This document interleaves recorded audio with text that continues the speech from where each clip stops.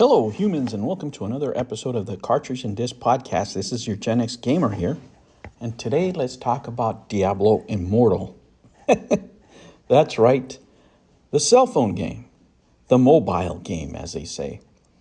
Let me tell you guys, now that I'm diminished for time, and I find myself doing a lot more things on my phone than I used to. It began when I was overseas and I was, making a lot of videos, right, on a side project.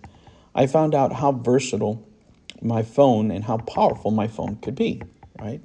Most of my content now is generated on my phone. You rarely see me behind the computer, if at all, right? Just because I'm always busy. As I'm talking to you right now, I'm on my lunch break. And I'm enjoying Diablo Immortal again. There's a couple of things that I've said over the years that always hold to be true and always come back, come back as truths. And one of them is, don't listen to reviews on the internet. Play for yourself.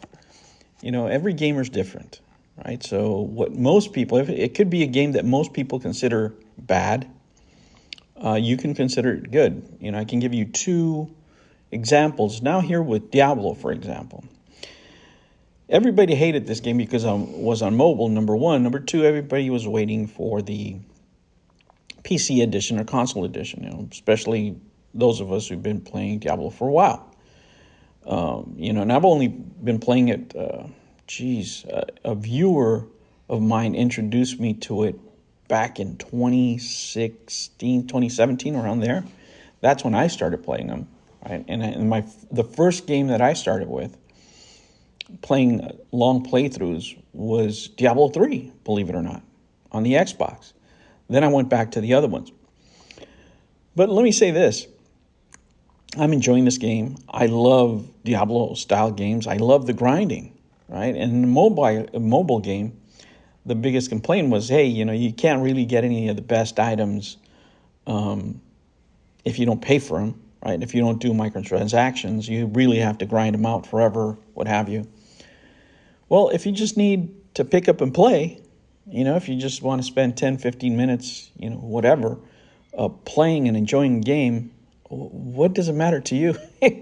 Right? If you enjoy that part of the game, if you enjoy leveling up and grinding slowly, and you're not really into, finishing games, and playing them through, or, if you're not a game reviewer, like I just do commentary, right? So I'm not really here to review the game for you, what have you. What I'm here to do is to tell you, experience things for yourself, right? I have been enjoying Diablo Immortal because I just pick it up in sections. That's number one. Number two is I play it with my backbone.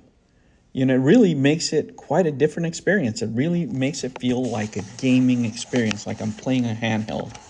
And I know I always talk about my backbone, but guys, I'm telling you this thing, and I'm moving it around as I'm telling you because it's attached to my phone right now, has made some games really enjoyable, games that I would never thought of playing on mobile, especially like first-person shooters. I would have tried them on mobile because I just don't like the feel of touching a screen to move my character, for action games. I wouldn't say that of all games. Like JRPGs, I wouldn't mind, for example. And I'm going to make another video on a specific one here pretty soon, probably later this afternoon, so stay tuned. But with the backbone and the combination of my iPhone, let me tell you, I'm having some great gaming experiences. I really am. The screen is big enough for me. I have I think this is the 13 Pro Max I think I have. So, screen size for me is not an issue, right? Controls with this is not an issue. And playing a game that I like really is pretty amazing. It's awesome. And I wanted to record this video in particular with the backbone attached to it because even with this that makes the phone larger, it still fits in my coat pocket, right? Or I just take it off if I need to use the phone. But I have been enjoying this game. And when this game first came out, I wanted no part of it, right?